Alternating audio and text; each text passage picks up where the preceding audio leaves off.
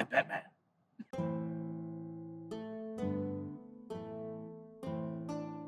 Chryso friends, welcome back to Opus Elenae, where we can do hard things.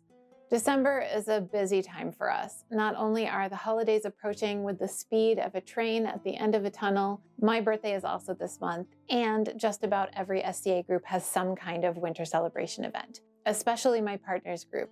Their December event is the big to-do of the year, and now that he's barren, that means he needs a new outfit for the ball. This year's theme was the Italian Renaissance, and despite making Tornado a couple of good enough dresses, the era is not my strong suit, and masculine clothing far less than feminine. We had to browse through some paintings and manuscripts and commercially available patterns and came to rest on this. A mid-length pleated gown with full cape sleeves, which would normally be worn over a short transitional doublet, think Romeo and Juliet. But instead we're planning to cheat the look with a black coat hardie, since all that will be visible are the sleeves. I have exactly 6 days to get this gown patterned, cut, sewn, and delivered to Houston so that partner can wear it to the Yule event. Wish me luck and grab your cuppa. Today, I am drinking Lady of Light from Friday Afternoon Teas. It's their Galadriel blend, and it's this delicate floral white and green blend with jasmine and chrysanthemum and holy basil. It is perfect for dark times when all other lights go out. Let's get into it. Since the Italian Renaissance is not an era I'm super comfortable in, I'm consulting the Medieval Tailor's Handbook. I have a shirt block pattern I made to partner's measurements, and I'm going to use that as a base for the gown pattern. First, I will start by making 3 diagonal lines on the front and back that I will cut from the bottom almost all the way to the top. I can then spread open the slashed pattern to create a new pattern that flares outward from the shoulder in a way that creates those nice pleats that run from shoulder to waist.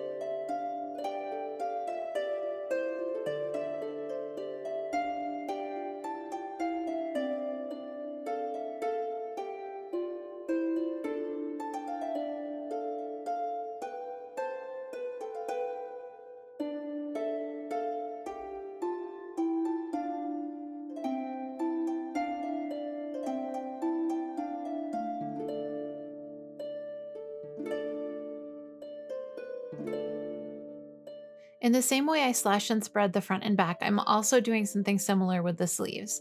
I want to enlarge the sleeve head in all directions in order to get those nice pleated puffed shoulders, and then I'll make the cape style sleeves by flaring the seams outward in a wide diagonal.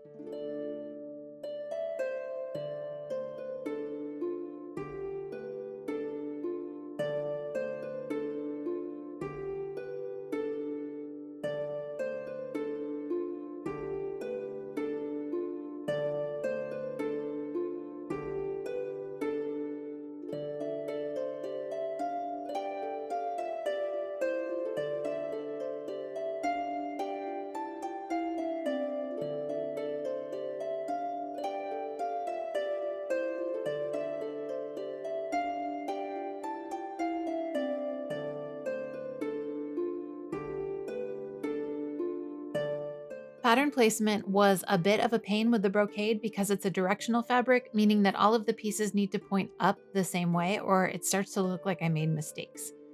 I think this layout was the 3rd one I tried and ended up being the successful one.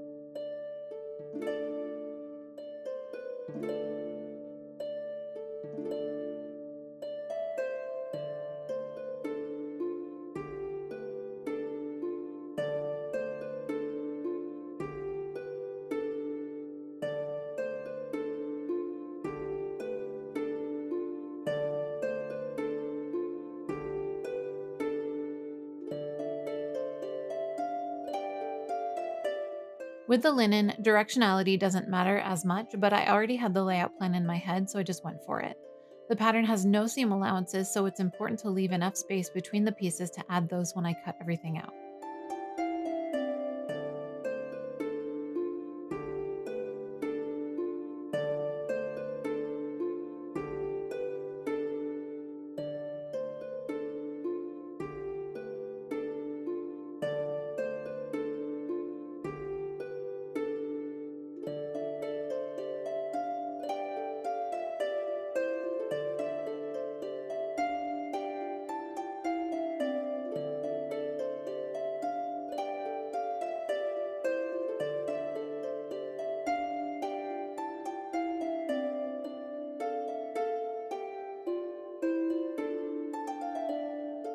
Construction starts with sewing the back seam. The linen is, of course, fine to work with, but the brocade is so drapey and squidgy that I have to be really careful not to stretch the seams as I sew. Anything even slightly on the bias wants desperately to go all wonky.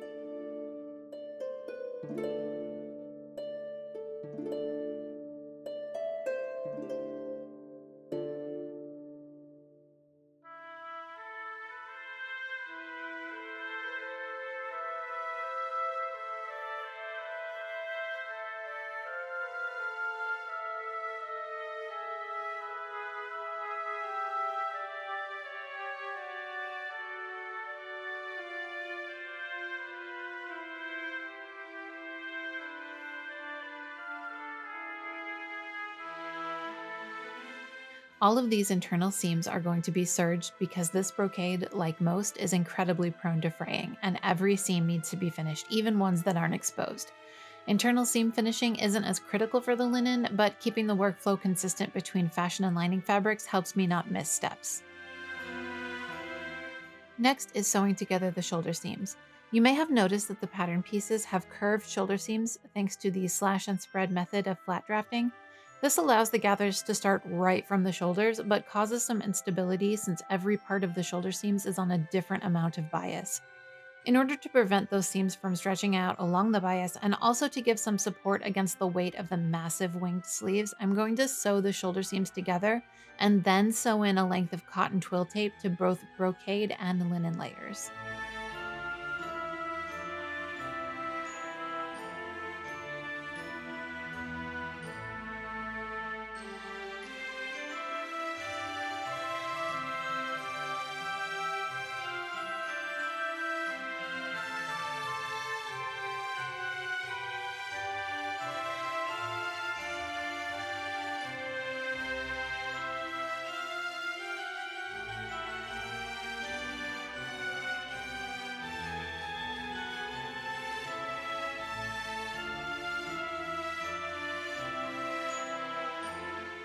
After that, I'll sew up the side seams. These actually don't need additional finishing because they were all cut on the selvage to get maximum bias draping right where the folds will go in front and back.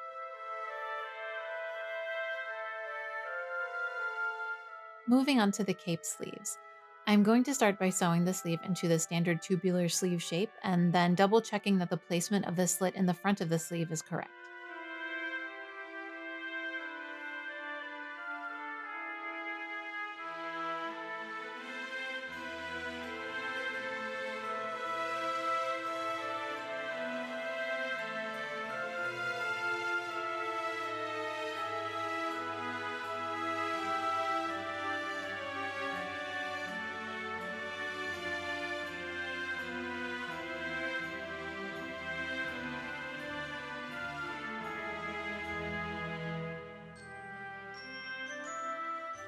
Then I will place the lining inside the brocade, right sides together, and sew along the bottom of the sleeve hem and then up and down either side of the front slit.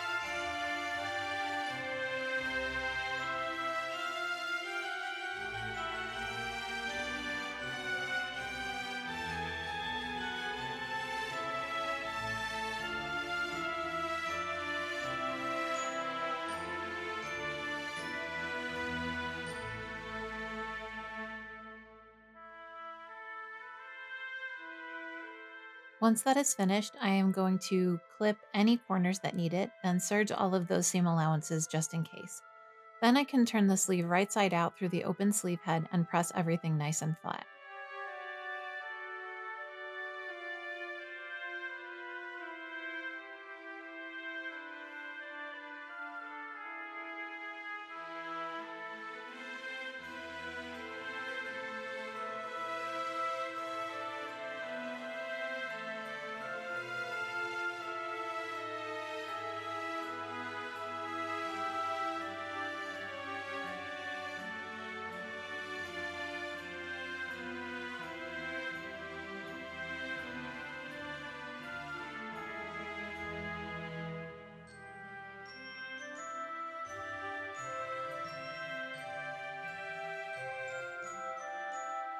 When pressing any synthetic fabric, it's best to start on the lowest setting and gradually increase the temperature until you get the results you want. I also tested everything on scrap fabric and initially with a pressing cloth just to be extra safe. Back to the gown. I'm going to attach the brocade to the lining by pinning them right sides together, then sewing up one front side around the collar and down the other side. This will leave the bottom hem open, and that will allow each fabric to stretch separately when I hang it up overnight. Time to finish the sleeve head and arm's eye openings. I'm not concerned with enclosing those edges within the lining, so I will finish both separately and then set the sleeves in. I'll start by sewing the lining and brocade together on the seam allowances next to the stitching line. This will keep the pieces from moving around when everything gets pinned and sewn together.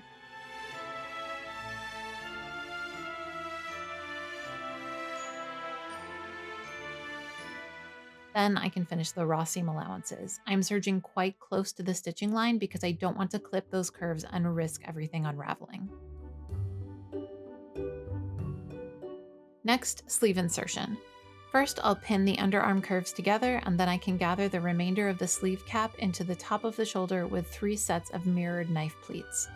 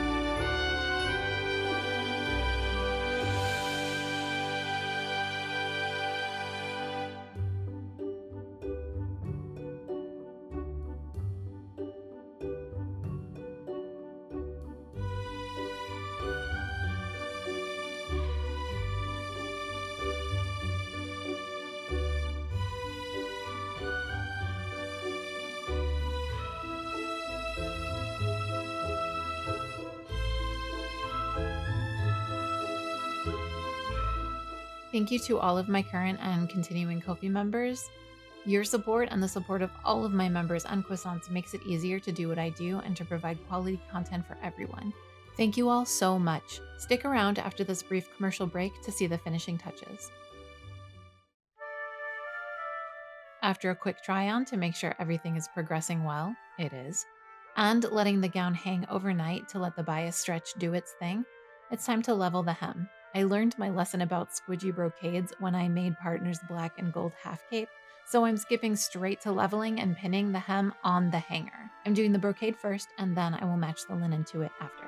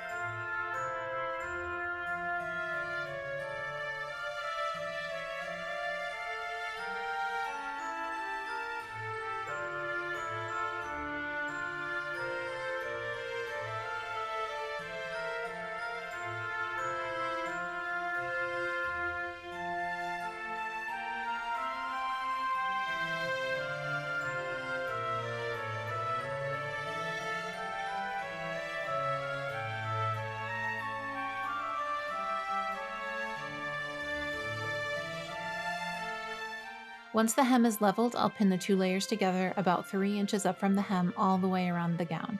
The brocade and linen want to fall in slightly different fold patterns, so I want to make sure that they are affixed together before turning the hem, which I will do by folding up the brocade and then the linen just a smidge shorter and pinning them together.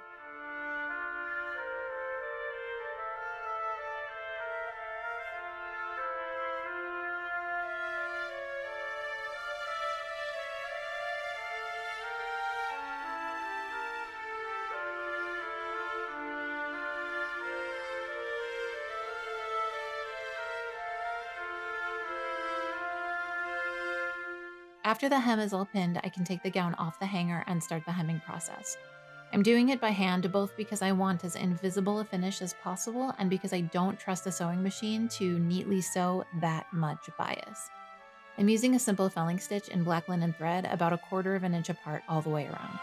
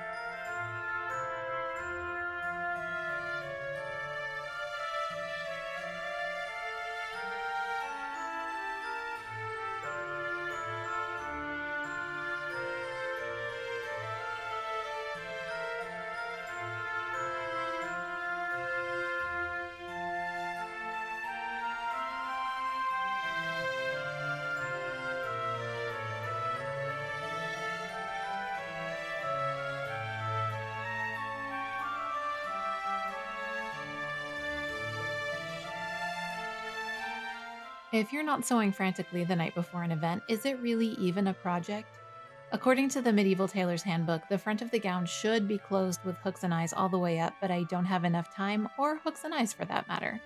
Instead, I'm just going to whip stitch the majority of the front closed, leaving about 7 inches open at the top so partner can get it on over his head, and that will be closed with 2 hooks and eyes. The instructions also call for an interior waist seam to secure the folds in place permanently, but again, I ran out of time, so that will have to be added after the event.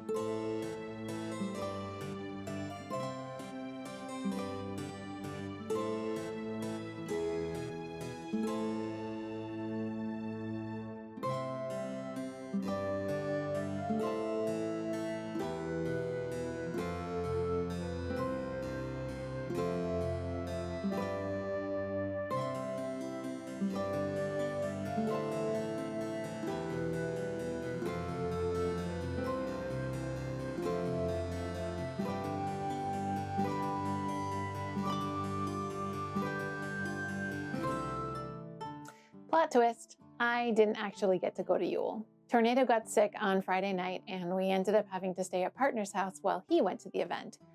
I have been having a rough time not feeling resentful and frustrated, not only because of the FOMO, but because I put a lot of time and effort and stress into preparing for this event, only to not be able to recoup any of those spent spoons, seeing friends and having a good time. Instead, the stress has only continued to climb as Tornado has continued to be sick this whole week, and I have had a devil of a time trying to get everything done and also process all of those leftover feelings. I am very grateful to those people who took photos and video of Partner while at the event, including Kasjan and Gilli, and to Partner for being willing to get dressed back up on Sunday.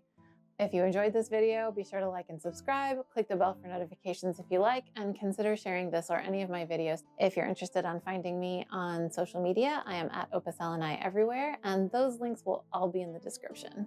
I think it is about time to go sleep for like 60 hours straight. Until next time, be kind, do the work, continue supporting marginalized people, and keep creating. Hwyl.